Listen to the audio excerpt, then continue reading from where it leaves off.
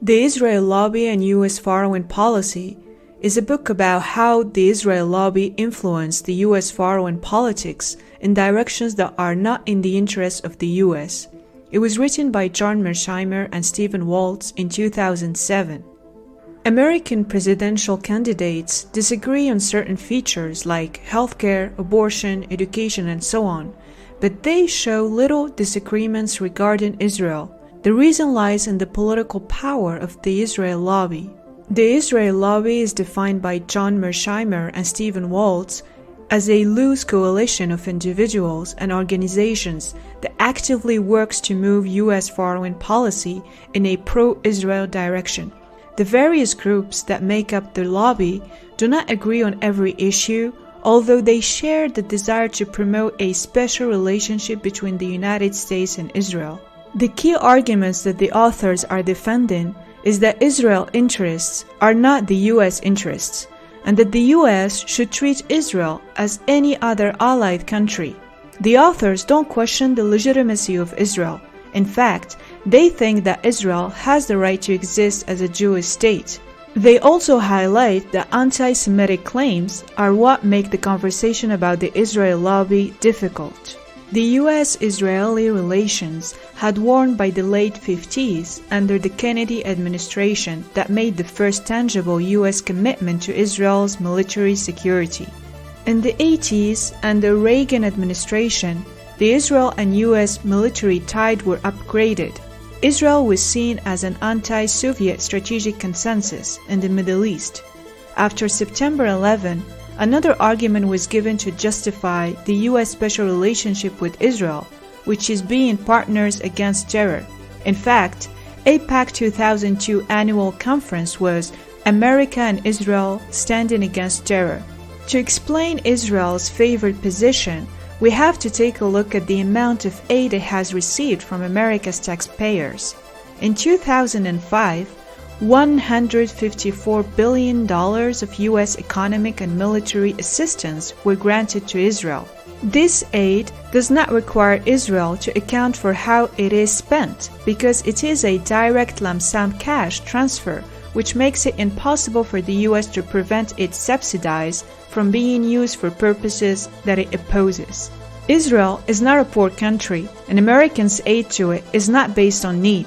In fact, it is given despite Israel's action against the interests of the U.S., like building settlements in the West Bank or refusing to sign the Non-Proliferation Treaty and its various WMD programs. One of the main arguments used to justify the continual support and aid for Israel is that Israel is a democracy and the Jewish people suffered the Holocaust. However, the authors argue that Israel is not a liberal democracy because it doesn't provide the same rights to Palestinians. For instance, Palestinians are not permitted to marry Israeli citizens to become citizens themselves. Regarding the moral commitments toward Israel, there is no question that the Jews suffer greatly, but the creation of Israel caused additional crimes against the Palestinians. What is called by Israel the War of Independence is called by the Palestinians a Nakba, or the catastrophe. There are also several myths told about Israel to justify supporting it, such as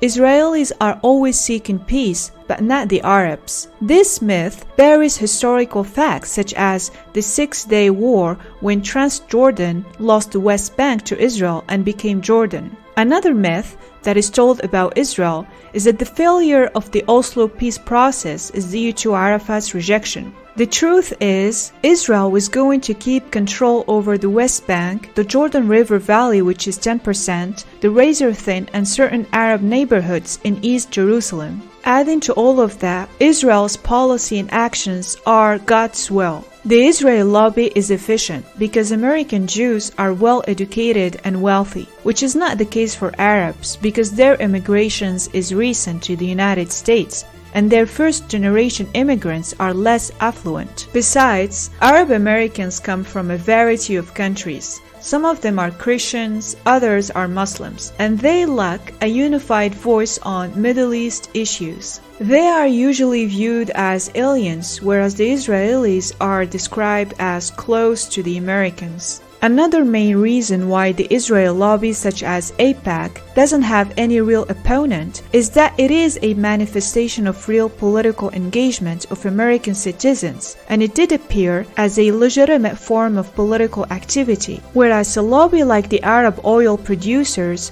rely on professional lobbies and public relations firms to get away from tax bills, but not to influence foreign policy issues. Concretely, what does the Israel lobby to influence U.S. foreign policies? The Israel lobby, like AIPAC, give money to U.S. candidates and representatives, and money matter in the U.S. elections. An example to give is Hillary Clinton, who supported the Palestinian statehood in the 1998, but became an ardent defender of Israel when she began running for office herself. On another level of Israel lobby's commitment is conflict of interest between some American individuals and organizations who support Israel. Someone like Elliot Abrams, who had previously pleaded guilty to withholding information from Congress during the Iran-Contra affair, made it clear in his 1997 book that the Jews are to stand apart from the nation in which they live, except in Israel. Dominating public discourse is a powerful achievement of the Israel lobby. There is a huge pressure on journalists and media not to criticize Israel. As said by one of CNN executive, sometimes I get 6,000 email messages in a single day complaining that a story is anti-Israel. In schools and universities, pro-Israel groups and individuals have fought very hard to shape discourse on campuses. One of the examples the authors give is the recruitment of Professor Rashid Khalidi at the University of Columbia. The complaint started to woo Rashid away from the university. Moreover, the David Project produced a propaganda film alleging that Columbia Middle East Students program were anti-Semitic. The interests of the United States are mainly three: oil, control of weapons of mass destruction, and reducing anti-American terrorism. Other policies that go against these interests leave the U.S. worse off. After 9/11, the Bush administration made serious efforts to shut down the Israeli-Palestinian conflict. However, it was unable to persuade Israel to change its policies and ended up back in Israel. The lobby was one of the central reasons behind this change. After the death of Arafat, nothing changed. Bush backed Sharon's plan that excluded the possibility for a two-state solution. In March 2007, the Arab League reissued the 2002 peace plan and stated that the Palestinians and all the 22 members of the League will recognize Israel if it withdraws from all occupied territories and the Golan Heights and accept the establishment of Palestine as a sovereign state. Israel showed little interest in the peace plan and didn't accept to withdraw from the occupied territories and the return of Palestinians. It after launched a diplomatic campaign, blaming the Arabs for the failure of the peace plan. The authors also explain that the pressure from Israel and the lobby was one of the factors that pushed the Bush administration to attack Iraq by providing false reports on WMD in Iraq and by spreading, with the help of American neoconservatives, a discourse against Saddam Hussein, comparing him to Osama bin Laden and Adolf Hitler. Israel wanted to see a transformation in the region that would benefit to it and to the U.S. This war was meant to make Israel more secure. Israel lobby is also trying to convince the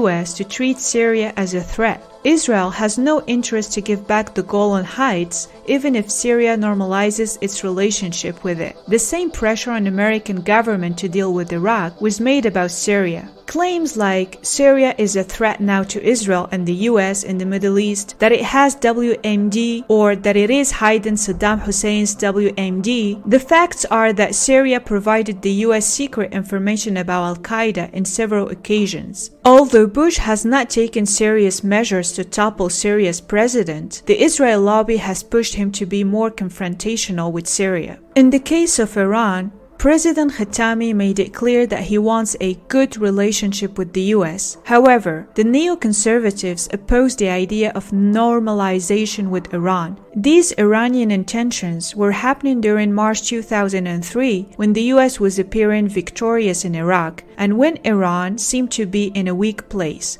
The Bush administration decided then to dictate the terms rather than to deal. The U.S. support of Israel is purely moral. It is not about its security. Therefore, the authors call for a different strategy they name offshore balancing. This strategy means that the U.S. would deploy its military power abroad only when they are direct threats to vital U.S. interests, and only when local actors cannot handle these threats on their own. This strategy reduces the chances to get involved in costly wars like the Iraq War and will ameliorate America's terrorism problem, because when you keep military presence in a country, you generate a fierce resistance. Moreover, it gives less reason to worry for states like Iran and Syria. The authors call for a new relationship with Israel because Israel is now an accepted state. It is prosperous and developed. It has some political divisions, but the U.S. should treat it like a normal state by using its full leverage to push the peace process with the Palestinians. The authors also call to deal with the lobby, which means that the U.S. should pull desperate groups into a sufficiently cohesive coalition to balance the lobby's influence and more efficiently open debate about these issues, and also favor groups within the lobby who has less hard line of Zionism, such as Americans for Peace Now. Such organizations show that the most influential Jewish lobbies do not represent the views of the whole Jewish diaspora.